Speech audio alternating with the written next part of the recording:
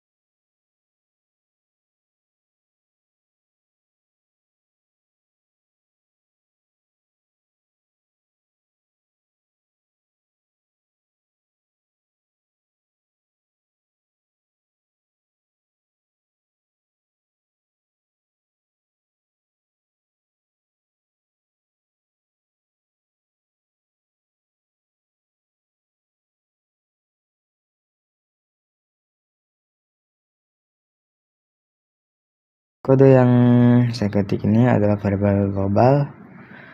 Di list makanan berarti kita membuat sebuah list atau daftar yang kita beri nama list makanan, dan di dalamnya adalah sebuah tabel. Tabel ini mengelompokkan data kode, nama, harga menjadi satu.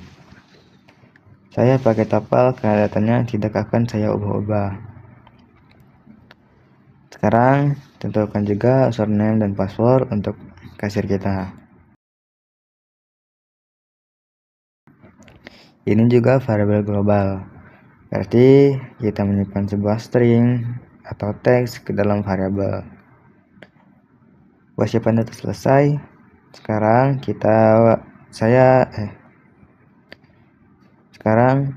kita buat gerbang untuk program kita.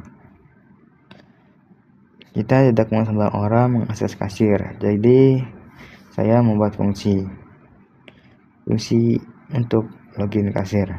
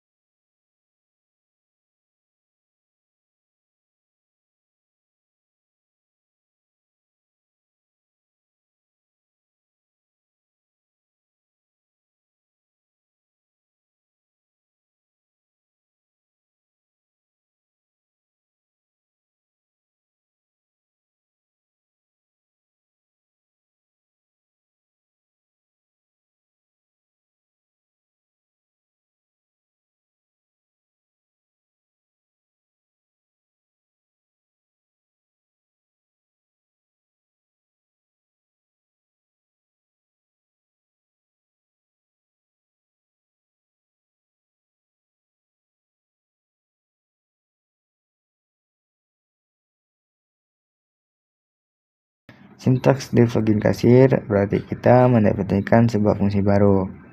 Dev adalah keywordnya, tanda kurung berarti fungsi ini tidak menerima input atau parameter, dan titik 2 memulai blok kodenya.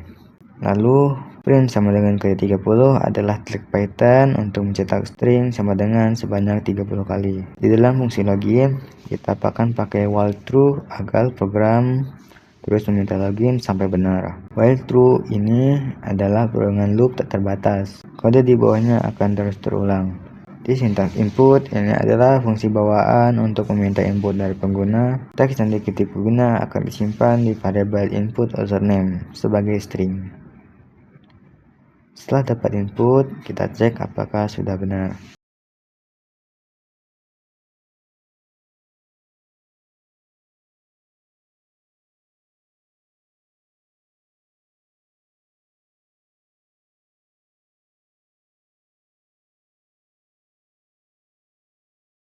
Terakhir, jangan lupa kita harus panggil fungsi ini agar ia berjalan saat program dieksekusi. Sekarang program kita punya menu. Biar rapi, kita buatkan 4 fungsi pembantu. 2-nya untuk menampilkan menu dan 2-nya untuk mengambil data menu. Pertama, fungsi untuk menampilkan menu.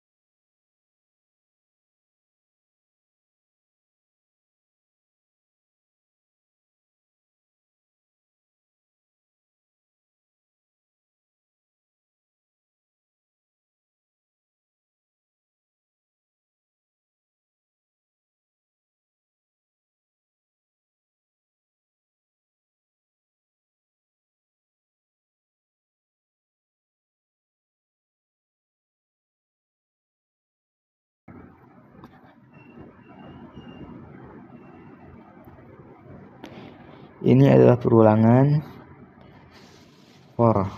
Kita juga pakai tuple unpacking, di mana Python otomatis membongkar isi tuple, misal 1 isi tuple ke dalam 3 variabel itu. Ini adalah perulangan for. Kita juga pakai tuple unpacking, di mana Python otomatis membongkar isi tuple ke dalam 3 variabel itu. Ini f-string, cara memudah memformat teks. Sintaks titik 2 koma di dalam f-string adalah perintah untuk menambahkan pemisah ribuan. Ini adalah metode string. Kita pakai ini untuk mengganti koma ribuan tadi menjadi titik agar sesuai format rupiah. Ini juga format f-string. Titik 2 titik kurang dari 25. Ini artinya ratakan teks ke kiri dan beri total spasi 25 karakter. Ini yang bikin menu kita tercetak lurus rapi. Oke, semua fungsi pembantu kita sudah siap. Sekarang kita buat fungsi inti dari program ini, yaitu kita buat fungsi def pesanan. Di dalam fungsi ini, pertama kita siapkan keranjang belanja, cukup 1 keranjang, karena nanti akan diisi makanan dan minuman. Variabel keranjang ini di sintaks ini inisialisasi sebuah list kosong untuk menampung semua pesanan. Nah, saya akan buat 2 alur pemesanan yang berurutan. Pertama, kita tawarkan makanan. Kita buat while true untuk loop makanan. Di sini kita memanggil fungsi tampil makanan dan kode makanan yang sudah kita buat tadi. Sekarang kita cek kalau barangnya ketemu.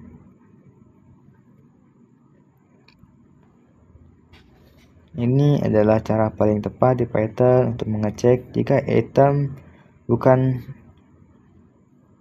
non, artinya barang ditemukan. Jika barangnya ada, kita minta kuantitas, kita pakai exif untuk validasi. Ini adalah log validasi untuk kuantitas. Ini adalah blok penanganan error. Di sini Python akan mencoba menjalankan kode di dalamnya. Ini adalah fungsi untuk mengubah string ke integer atau angka. Ini akan gagal dan menghasilkan value error jika pengguna mengetik huruf. Blok ini akan menangkap error itu dan menjalankan print input tidak valid tanpa membuat program crash. Setelah dapat kuantitas, kita hitung subtotal dan masukkan ke keranjang. Ini adalah sintaks untuk mengakses nilai dari dictionary item menggunakan key atau kunci harga. Ini adalah metode list menambahkan item baru ke akhir keranjang.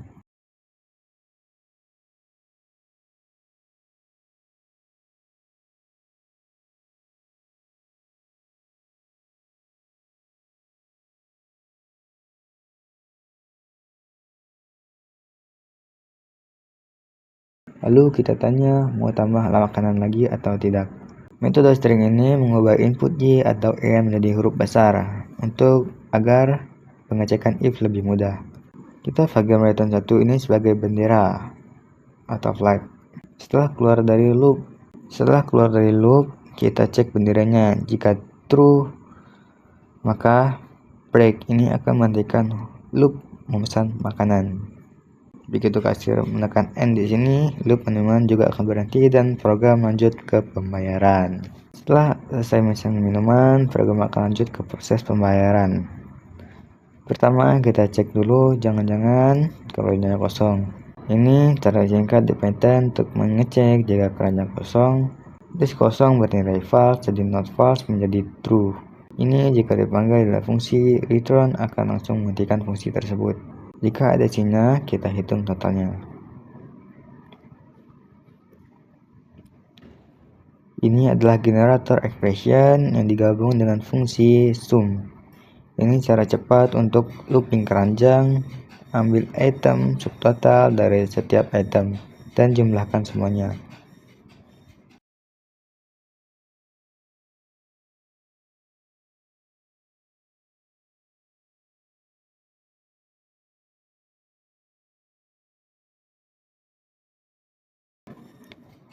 Kita selanjutnya cetak rincian belanjanya lalu minta uang pembayaran.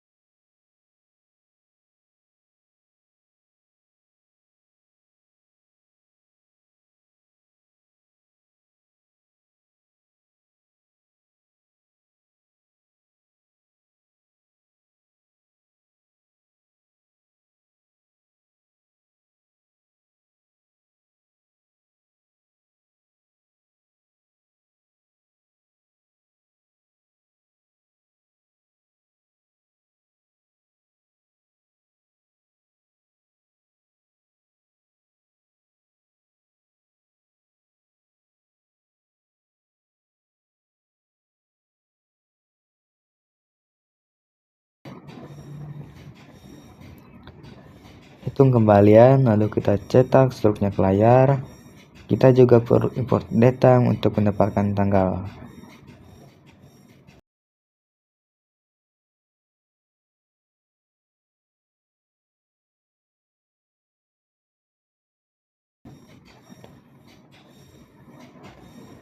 Ini import datam ini mengimport modul bawaan Python.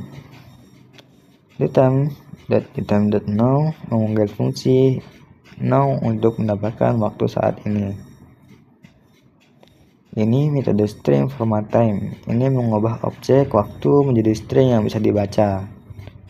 %D adalah hari dan %M sama dengan bulan dan %Y sama dengan tahun.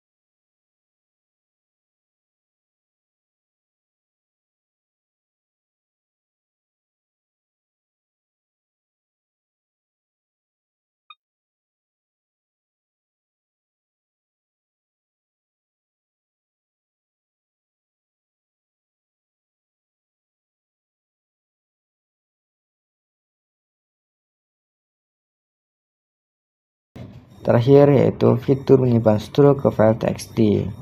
Saya akan pakai wide open. Wide open ini adalah context manager. W ini adalah mode write atau tulis. Mode ini akan membuat file baru atau menimpa atau menghapus isi file lama jika sudah ada. Aswal, objek file yang terbuka disimpan dalam variable file.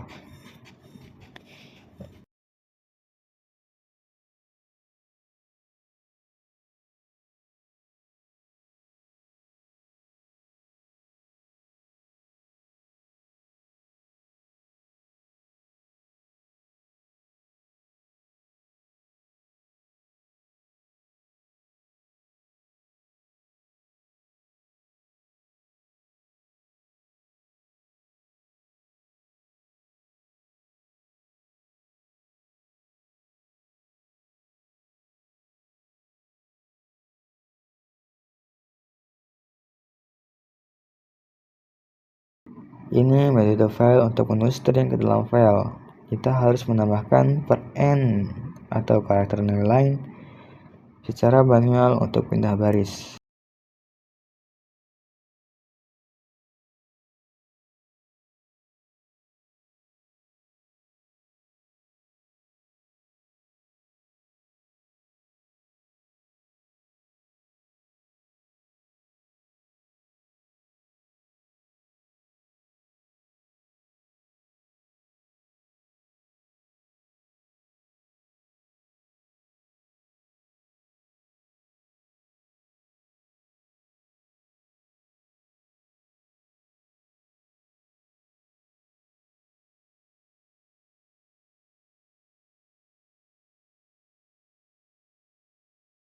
Selesai. Sekarang saya coba jalankan programnya.